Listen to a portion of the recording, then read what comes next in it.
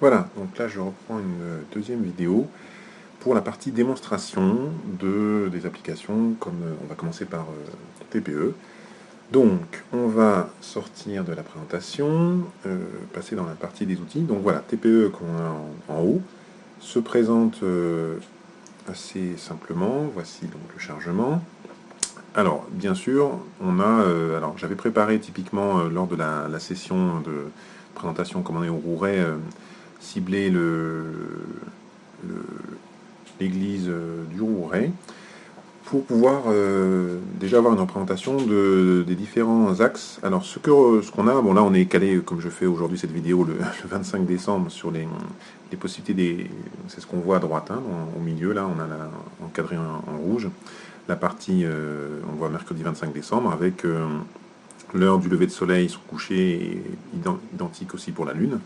Ce que l'on voit en fait avec ce petit point rouge que je viens de pointer ici, c'est donc des rayons. Les rayons en orange indiquent le soleil et les rayons en un bleu plus ou moins foncé indiquent le lever et coucher de la Lune. Alors le plus clair est le lever et le plus foncé est le coucher. Donc ça peut permettre déjà, alors on peut éventuellement zoomer et se rendre compte en fonction de l'intérêt du sujet. Euh, de voir en fait ce qu'on peut avoir comme éclairage au moment du lever ou du coucher du soleil.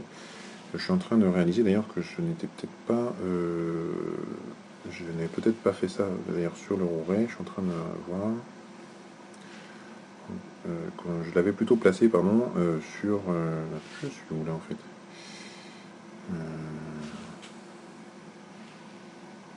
Voilà, il me semblait bien que j'étais sur Grasse en fait pour la préparation de la sortie suivante que nous avions fait. Donc voilà, c'est une autre voie pour voir en particulier au matin ce qu'on pouvait avoir sur la place où a eu lieu la rencontre du club photo, pour voir, donc on voit bien le lever du soleil dans l'axe de la fontaine et qui a permis de voir différents éléments. Alors de ce fait, on aurait pu se placer en fait dans les conditions, si je déplace et revoir, c'était le dimanche 8 décembre, si mes souvenirs sont bons, voilà, que je sélectionne. Et on voit une variation qui n'est pas énorme évidemment, mais qui permet en fait de voir exactement à un endroit précis ce qu'on aura. Alors, on a donc typiquement la possibilité donc, de se placer à des périodes très différentes de l'année. Donc si je me déplace, on voit d'ailleurs bien sûr les rayons qui changent à chaque fois. Donc mettons par exemple que je vais me placer beaucoup plus loin dans le temps. Je vais, bon là je ne suis qu'en janvier, mais on va aller voir un petit peu plus loin. Euh, Probablement en choisissant plus vite avec ce calendrier. Par exemple, on va aller se placer en juillet, le 14 juillet par exemple. On va, voilà.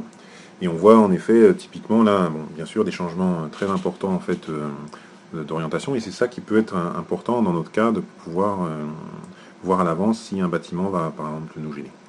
Ça, c'est un premier point. Alors ensuite, on a typiquement le fait que sur des applications, on a toujours le fait d'être soit là, je suis dans un format en horizontal. Si je prends mon iPad, ce que vous ne voyez pas, et que je le retourne pour être en vertical, on a les informations qui se présentent en bas qui sont différentes et peut-être probablement, à mon sens, peut-être plus agréables à utiliser. Alors c'est pour ça d'ailleurs que sur téléphone, ça s'applique peut-être plus facilement, où on a un rappel en fait des différentes informations en bas. Et on a cette espèce de petite barre tout en bas que l'on peut faire glisser, qui est en fait un axe que je vais pouvoir déplacer, qu'on voit ici, là, que je déplace.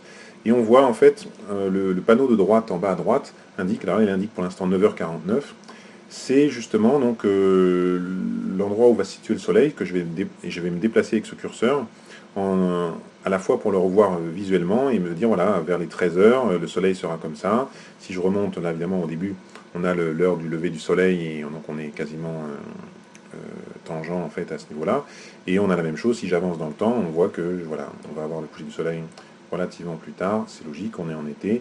Et là, plus je m'en approche, voilà, on est vers 21h, évidemment, c'est totalement différent de la période actuelle. Et on pourrait voir exactement quand je veux avoir le soleil dans l'axe, par exemple, de l'avenue, à quelle heure ça se fait, voilà, vers 13h30. C'est un moyen aussi de prévoir certaines choses selon les lieux. Je vais me remettre à l'horizontale. Je ne sais pas comment ça va se traduire dans la vidéo, il faudra que je regarde. Voilà, donc on est revenu en la position de tout à l'heure. Un autre élément intéressant aussi, c'est que, tout comme j'illustrais, donc là on est déjà dans une préparation pour un lieu assez proche, on peut enregistrer différents lieux, et donc typiquement, par exemple, là, lors d'un voyage à Java en Indonésie, j'avais essayé de prévoir pour le temple de Borobudur, savoir en fait à quel moment, de quel côté bien sûr se leverait le soleil, ça c'est assez facile, mais de déterminer en effet dans quel axe il était pour pouvoir éventuellement se placer correctement avec une statue, etc. Ça permet de voir pas mal d'informations assez facilement. On a les possibilités aussi, alors je l'avais utilisé par rapport à certains volcans de l'île de Java, en particulier, donc pour pouvoir voir, là on a typiquement une représentation avec des cartes typiquement satellites, mais on peut aussi avoir des courbes de niveau, donc on a beaucoup de choses qui permettent de voir l'ensemble. Donc voilà, ça c'est pour alors oui, les aspects, on pourrait le représenter ici, hein, on a un ensemble de paramètres d'utilisation qui sont aussi assez simplement modifiables. On trouve comme dans toutes les applications classiquement, le fait de pouvoir avoir les différentes courbes, soit standard plus simple qui se charge d'ailleurs plus vite, si on a une liaison assez limitée, soit voilà, on a tout un ensemble quand même assez conséquent. Donc celles du terrain sont assez intéressantes en général. Si je vois pour faire un essai ici. Bon là comme ça sera peut-être, il n'y a peut-être pas tant de relief que ça, ce n'est peut-être pas très démonstratif. Mais si je zoome un petit peu avec, voilà, on a du relief à certains endroits. Voilà, on voit typiquement un volcan en haut là, puisque dans cette zone-là, on a quand même beaucoup de volcans intéressants. Et ça permet en effet typiquement de voir aussi comment va passer le soleil entre certains sommets, etc. Donc ça peut être assez intéressant à considérer. Voilà, donc ça c'était l'application, et encore une fois, on l'utilise aussi, et c'est à ce moment-là sur le terrain en particulier. La version qui est sur téléphone est quand même, bien sûr, avec un écran moins grand, mais tout à fait équivalente en interface et très très très sympathique. Si donc je quitte cette application, on a voilà alors en fait là sur mon photo transit, en fait quand j'ai dit photo tracker, c'était un mauvais nom tout à l'heure. Une représentation, alors là je l'ai chargé directement avec une vue, on est sur Sydney. Ça permet de voir un petit peu ce que ça donne déjà. Alors on a en bas, donc là on est vraiment dans quelque chose d'assez différent puisqu'on n'a plus les notions d'heure et on a vraiment ce qu'on voit, un endroit, le petit appareil photo qui est représenté en bas là, à la pointe du triangle, qui est l'endroit où on va se situer pour la prise de vue, et puis le sujet qu'on prend qui est dans l'axe avec cette espèce de petite montagne en face, et cet angle de champ qui est lié à l'objectif qu'on va choisir. Donc là, on a typiquement en bas à gauche le fait de pouvoir choisir un appareil, et en bas à droite le fait de pouvoir choisir un certain nombre d'objectifs. Donc on peut prédéfinir un certain nombre d'appareils. J'ai pris surtout, alors comme je ne suis pas sectaire, j'ai aussi bien du Canon qu'un petit peu de Nikon ou de matériel que je peux utiliser. Ce que j'ai voulu montrer ici, c'est typiquement, voilà, on a beaucoup d'appareils plein format comme un Nikon D800. On voit son format, on voit typiquement que ça illustre finalement de manière très visuelle ce qu'on explique de temps en temps sur la taille des capteurs. Voir si je prends un appareil avec un capteur plus petit format comme un Nikon D7000 par exemple, on voit tout de suite qu'avec finalement une optique identique, le 24-70, là, on a un angle de champ qui est plus réduit. Et là, on le voit vraiment clairement sur la représentation qui est faite ici. Donc si je reste sur mon Nikon D800, je vois par ailleurs que là, comme c'est un zoom, on voit en fait typiquement, on est actuellement en bas à gauche, là on a notre petit curseur qui est positionné sur 24 que je peux déplacer. Et on voit en fait, on continue à voir finalement en légère transparence l'angle de champ maximum qu'on pourrait avoir avec cet objectif en 24-70. Et on voit en fait le fait de pouvoir me déplacer si je suis par exemple à 56 mm, voilà l'angle de champ que je vais pouvoir avoir. Ça paraît déjà relativement simple comme utilisation, ça permet de voir finalement au moins de prévoir éventuellement le fait qu'on pourrait avoir telle ou telle optique à emmener, puisque là-dedans je pourrais très bien me dire, voilà, si j'ai pris un 70-200, évidemment mon angle de champ se rétrécissant, je vais avoir des possibilités de vue tout à fait différentes. Je sais plus, oui j'avais dû mettre dans les, voilà, si je prends le fisheye, on voit typiquement évidemment un angle de champ extrêmement large, donc ça l'illustre assez bien, ou notre 50 1.4 par exemple. Je vais me reprendre mon zoom 24-70 là, qui doit être intéressant pour ça. L'autre aspect, c'est de pouvoir se dire, donc là, on imagine que je suis au niveau du pont, juste légèrement en dessous, et on a cette possibilité de... Alors, dans les boutons qui sont, les outils qui sont à droite, on a la possibilité de changer de type de carte avec des vues satellites également, hein. C'est les petits, les petits pictogrammes à droite dans la partie inférieure, on voit différents types, des cartes aussi topographiques, bien entendu. Mais on a dans les 4 icônes supérieures, on a la petite flèche et on en termine par ce qui ressemble en effet un peu à un appareil photo, le quatrième.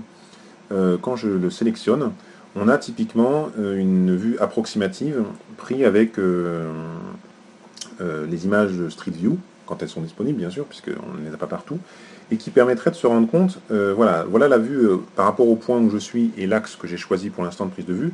Si on se dit, voilà, je voudrais pouvoir avoir, donc il faut que je m'oriente, si je voulais pouvoir avoir l'opéra, et de pouvoir dire, voilà, je vais zoomer en déplaçant, donc on voit que je déplace le curseur d'en bas, alors on pourrait éventuellement descendre, et se rendre compte finalement de l'effet voilà, de revenir en grand angle pour avoir l'ensemble, de pouvoir se dire, tiens, je vais zoomer plus, mais dans ce cas-là, je vais perdre une partie du pont, si je veux pouvoir la voir, ce que ça donnerait, etc. Voilà ce que je montre ici.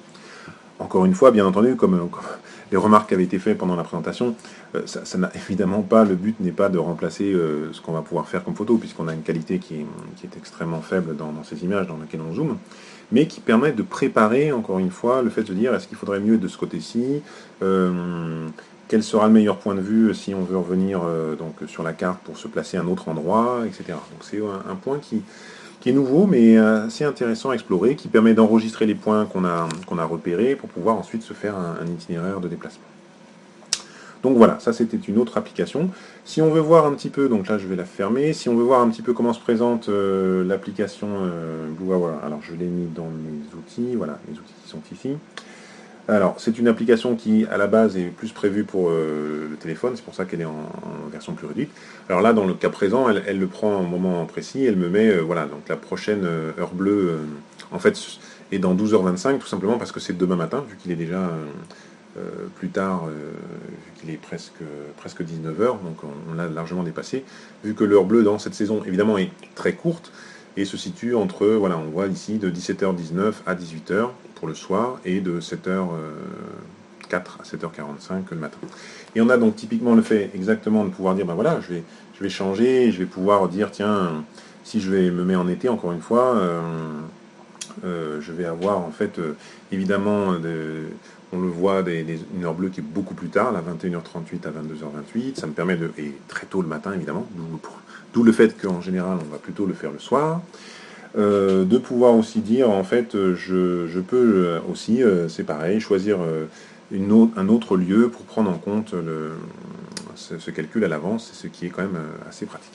Voilà, donc là plus, je ne vais pas m'étendre plus sur celle-ci, mais ça permet de voir, là typiquement quand on a ça sur son téléphone, ça peut être quand même assez pratique pour se dire, ah, il me reste encore un certain temps avant l'heure bleue ou pas, ou pour ne pas la rater, parce que dans certains créneaux, on voit que c'est assez court, surtout en hiver, et ça peut être un peu dommage de ne pas avoir eu le temps d'être sur place.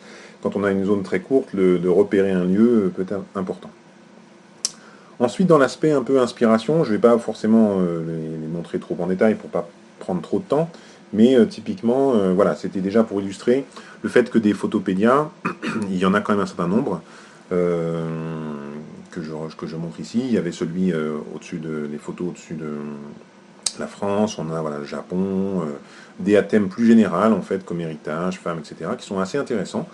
Si je prends par exemple celui sur Paris, on va voir, on le laisse charger rapidement, donc ça c'est ce que j'évoquais, le fait de la nécessité d'être connecté.